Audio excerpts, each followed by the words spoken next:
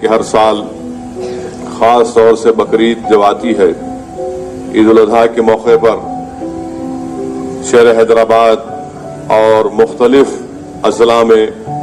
اور مختلف ریاستوں میں ایک پولیس کی طرف سے ایک آؤٹ پوسٹ لگا دیا جاتا ہے۔ میں آج تک اس بات کو سمجھنے سے قاصر ہوں کہ آخر اس پولیس آؤٹ پوسٹ کو لگانے کا مقصد کیا ہے۔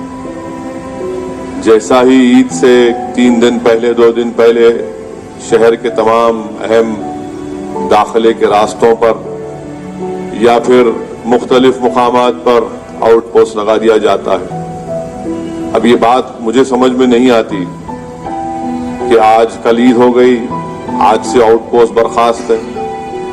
بلکہ کل عید کے بعد سے ہی وہاں پر کوئی پولیس کا کانسٹیبل یا ذمہ دار نظر نہیں آتے۔ آخر اس کی کیا وجہ ہے کہ ہم اپنی عید کو بھی جب مناتے ہیں تو پولیس آؤٹ پوسٹ لگا دیا جاتا ہے، اور پھر یہ بتانا پڑے گا پولیس ڈپارٹمنٹ کو کہ آخر یہ کون سی ایسی ان کو جانور سے محبت ہے کہ صرف عید سے 2 دن پہلے اور عید کے بعد وہ محبت ختم ہو جاتی۔ اگر محبت ہے تو پھر آپ اس بات کا خیال رکھیے کہ سال کے 11 مہینے 24-25 دن آپ یہ آؤٹ پوسٹ لگائیے، مگر صرف عید سے 2 دن پہلے، اور پھر یقیناً گائے کے کاٹنے کے خلاف ہماری ریاست میں اور ہندوستان کے مختلف ریاستوں میں قانون ہے، اس قانون کی خلاف ورزی نہیں ہونی چاہیے، مگر حکومت کو اور پولیس کو بھی یہ سوچنا پڑے گا کہ اگر کوئی بیل خرید کر لے کر آتا ہے جس میں کوئی گائے نہیں ہے تو پھر بیچنے والا کون ہے؟ یہ بیچنے والا تو کوئی خریدنے والا تو نہیں ہے، وہ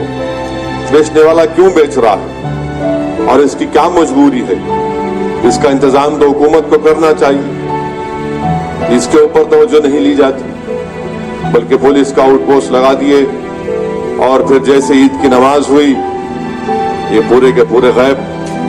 تو یہ ایک عجیب و غریب محبت ہے۔ سال کے 11.5 مہینے جانور حیدرآباد کو اور ہندوستان کے مختلف مقامات پہ جاتا ہے، اس وقت یہ کرولٹی کا ایکٹ استعمال نہیں ہوتا۔ پورے ہندوستان میں بڑے بڑے ہوٹلوں میں گوشت پکتا ہے، اس تکلیف کیوں؟ اور یہ اچانک یہ محبت ہماری عید سے پہلے کیوں پیدا ہو جاتی ہے، سمجھ میں نہیں آتا ہوں۔ اور پھر اخبارات میں ٹی وی پر کوئی آ کر ایک آدمی کہتا ہے نہیں آپ جانور کی قربانی مت دیجئے، کیک کاٹ لیجئے، کیک کے اوپر آپ بکرا اتار دیجئے، کیک کو کاٹ لیجئے۔ کوئی مجھ سے پوچھے بھی، مطلب ٹھیک ہے، اگر ایسا ہے تو پھر آپ ہندوستان کو 10,000 کروڑ کا فائدہ ہوتا ہے، یہاں سے بھینس ایکسپورٹ ہوتی ہے، میرا روک دو اس کو، آپ کیوں کاٹتے اس کو؟ یعنی ہر چیز میں روز بکرا کٹتا ہے، مرغی کٹتی ہے، مگر عید سے پہلے یہ نام نہاد دانشور پیدا ہو جاتے ہم کو تبلیغ کرنے کے لیے۔ تو یہ ایک ماحول جو بنتا جا رہا ہے یہ کسی کے لیے بھی ٹھیک نہیں ہے، اور یہ ماحول صرف نفرتوں میں اضافہ کر رہا ہے۔ جو لوگ اس طرح کا ماحول پیدا کرنے کی کوشش کر رہے ہیں ان کو سمجھنا چاہیے کہ ہمارے دین کا حصہ ہے، یہ ہمارے دین کا حصہ ہے، اور ہندوستان کے سنویدھان ہم کو ہمارے دین پر چلنے کی اجازت دیتا ہے۔ ہندوستان کے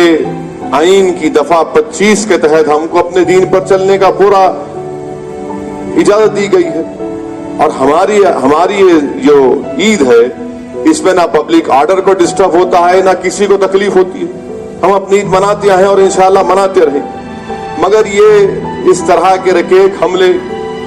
اور نفرت میں اضافہ کرنا یہ کسی کے لیے بھی ٹھیک نہیں ہے۔